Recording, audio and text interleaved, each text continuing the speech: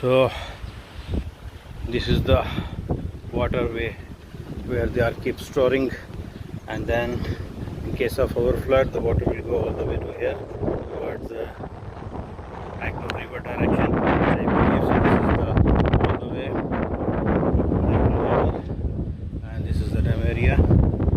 And let's see, I will go more up.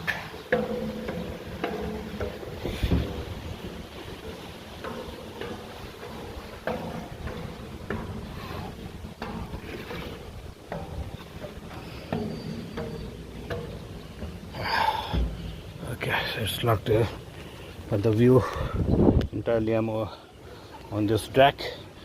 It's probably maybe above 50 meter from down, or maybe 100 meter, I'm not sure much, but the view is breathtaking over here. It's like you are flying